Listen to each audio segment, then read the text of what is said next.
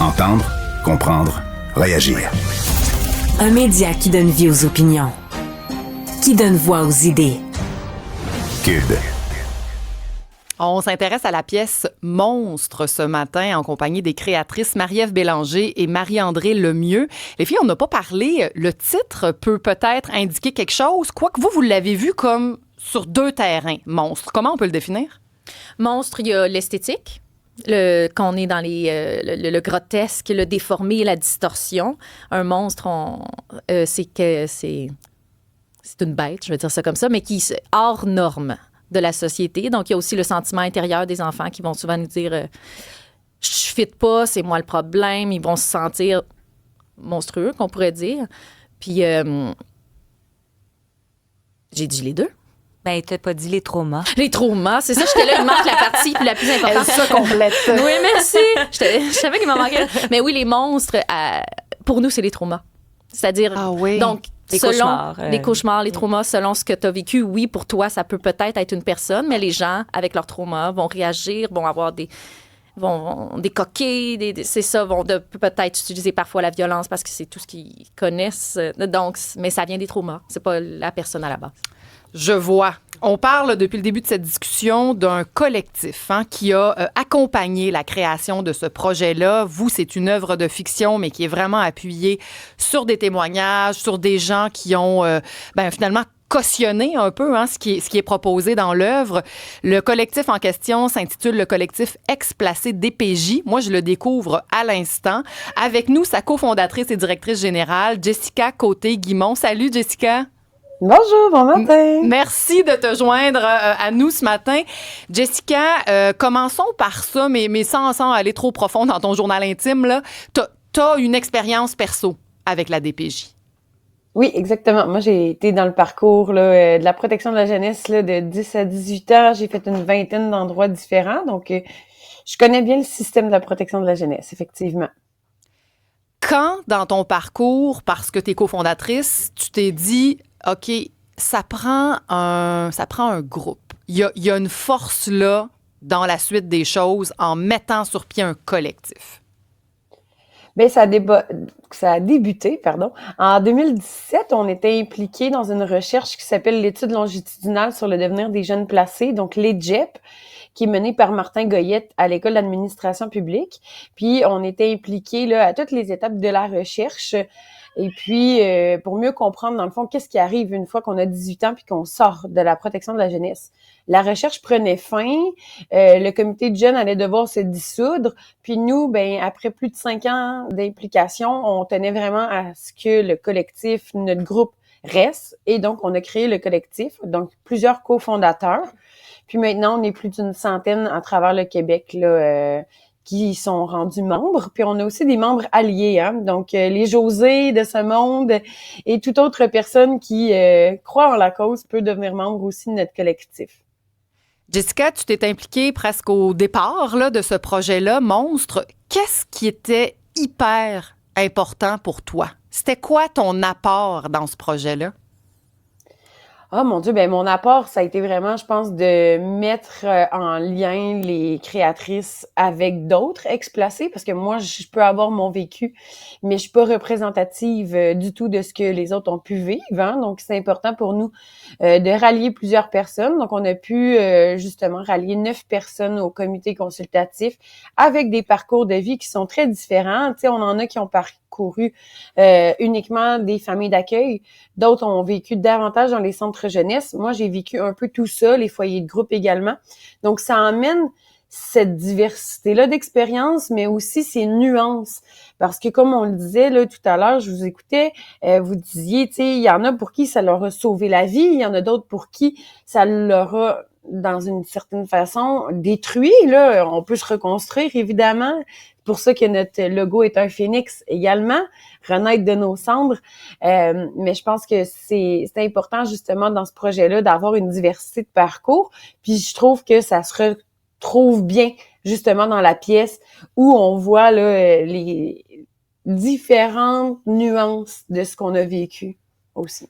Comment tu as réagi? Parce qu'on parlait avec les créatrices de leur direction artistique. Comment tu as réagi quand tu as constaté que ça allait pas être un documentaire là, de type témoignage, caméra à l'épaule presque, mais que ça allait être une pièce funky, on va se le dire. Là, c'est très, très enveloppé.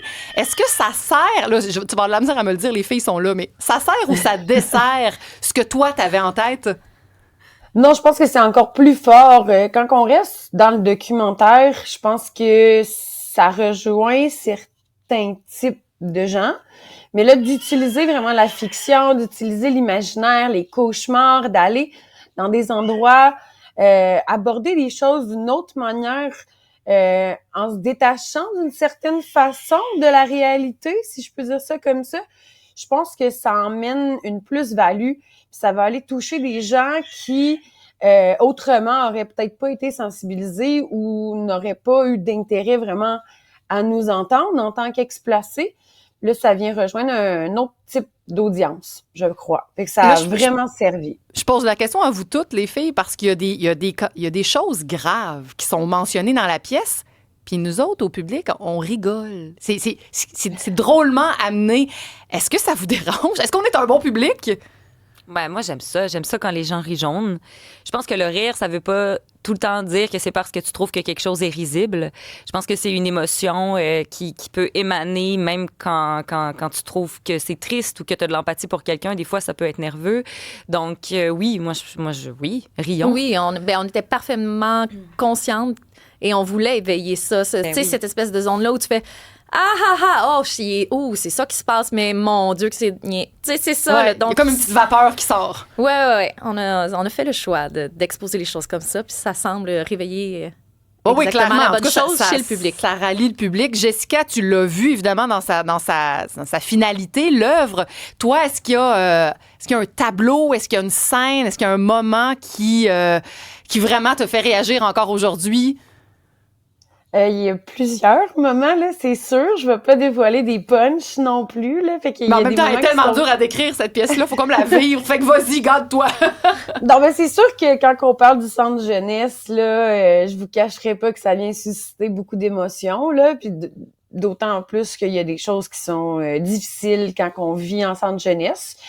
Donc, c'est sûr que cette scène-là m'a fait pleurer, même si je l'avais déjà vue, puis revue, puis qu'on en a discuté, ça vient susciter des émotions. C'est une montagne russe d'émotions, cette pièce-là. Là. Autant on rit, on pleure, on est malaisé, on sait comme plus quelle émotion qu'il faut qu'on vive, puis à la fin, on est quasiment essoufflé d'avoir vécu toutes ces émotions-là. Puis je pense que c'est la force, parce que, tu sais, on voit des choses qui sont vraiment difficiles à voir ou à entendre. Puis là, après, ben justement, pour essayer de... C'est pas de banaliser ce qu'on a vécu, justement. C'est juste d'essayer d'emmener une petite forme de légèreté puis de dire, ben OK, tu sais, on l'a vécu, puis là, ben il faut passer à d'autres choses aussi, puis faut continuer d'avancer dans la vie. Puis moi, je vois ça un peu comme ça aussi, là, de se dire, ouais, on a traversé plusieurs épreuves, plusieurs choses qui étaient difficiles, mais faut garder cet espoir-là que la vie peut être meilleure pour nous, puis de jamais lâcher, de jamais se décourager, en fait. Je pense que c'est ça...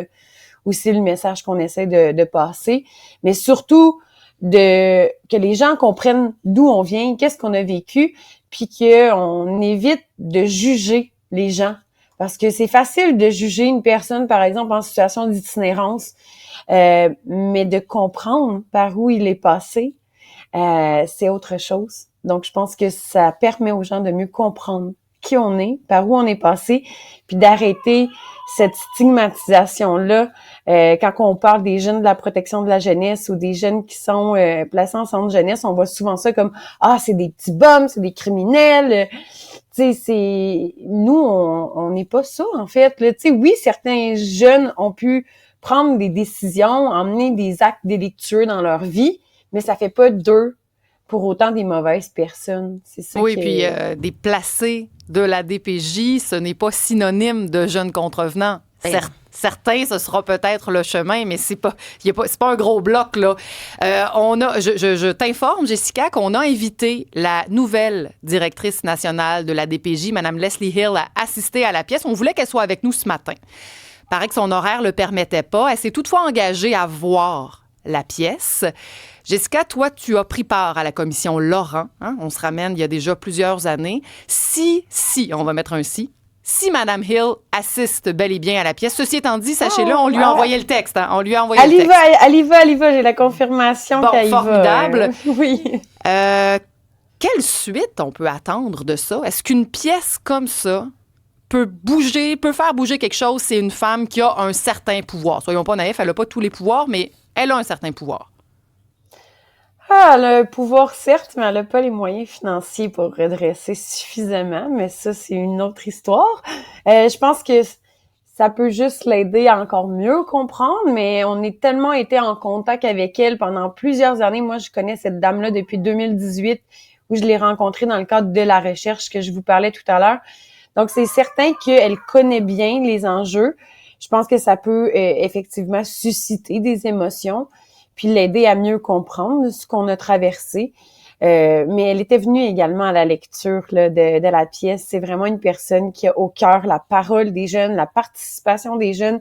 Puis j'ai vraiment espoir qu'elle va continuer sur cette voie-là, de nous mettre toujours de l'avant, puis de venir toujours nous consulter, parce qu'on est les premiers, les experts de notre vécu, donc on sait ce qui est bon pour nous, en fait.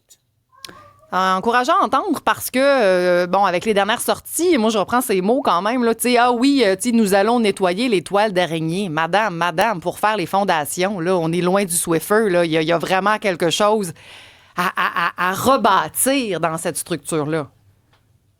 Ah, absolument, là, je veux dire, il y a plein d'unités, de milieux de vie à construire aussi. Mais je pense qu'on est sur la bonne voie. Il y a quand même beaucoup de choses qui ont changé depuis qu'elle est en poste déjà. Puis on voit aussi sur les réseaux sociaux, là, elle nous informe quotidiennement de ses actions, de qu'est-ce qu'elle fait, qui qu'elle rencontre. Puis je pense que ça, on en avait besoin, de la transparence. Tu sais, je tiens à rappeler qu'on n'a toujours pas vu le rapport de l'ancienne, sa précédente. Son rapport est toujours pas sorti, donc on sait toujours pas ce qu'elle a fait pendant qu'elle était en fonction. Je pense que c'est une grande différence avec Mme Hill, où elle est transparente, authentique, puis qu'elle veut vraiment là, impliquer les gens. Bon, Jessica, si vous cherchez un boulot, parce que Mme Hill, elle a ici une belle porte-parole, mais en même temps, c'est encourageant parce que Jess, ça fait partie de ton parcours de vie, puis là, tu sembles encouragée avec celle qui tient les rênes en ce moment. On va lui laisser de toute façon le temps d'agir. Elle est arrivée. Il y a énormément à faire. Cette pièce-là le traduit. La pièce, elle est présentée jusqu'au 8 février à la salle Fred Barry du théâtre Denise Pelletier. C'est à Montréal. Perspective de tournée, est-ce qu'on le sait? La compagnie qui produit la pièce, j'imagine qu'elle a ça dans l'agenda, la suite? Complètement. Pour ceux qui connaissent les créations Unucnu pour avoir produit Agamemnon in the Ring, Monstre, c'est notre deuxième pièce. Donc, ceux-là savent qu'on est des amateurs de tournée. On aime ça faire voyager nos œuvres. On aime ça rejoindre le plus grand nombre de gens possible. On veut faire un théâtre qui est populaire dans le sens noble. Je pense franchement qu'avec Monstre, c'est mission accomplie. Donc oui. Oui, puis moi, j'ai vu la pièce précédente. Là, c'est de la lutte théâtrale. Il y a vraiment, vraiment une approche très rafraîchissante. J'aime pas trop le terme, c'est un peu quétaino, mais dans ce que vous faites, les filles, il y a à la fois contenu et forme qui se rejoignent puis qui sont assez provocantes, en fait. Il y a quelque chose de vraiment, vraiment le fun. Sinon, elle est prof. Mettez la main sur Monstre, la publication. Puis si jamais les sorties scolaires, ça a l'air difficile dans les budgets en ce moment, allez mettre la main sur la publication puis exposer les jeunes Québécois à cette réalité-là. C'est une réalité, on revient à ça, c'est comme un devoir collectif. Jessica Côté-Guimont, cofondatrice et directrice générale du collectif Ex-Placé DPJ, Marie-André Lemieux, metteuse en scène, idéatrice de Monstre, Marie-Ève Bélanger, autrice et idéatrice de Monstre. Merci, mesdames, d'avoir été avec nous ce matin. Merci à toi. Ça fait plaisir. Merci.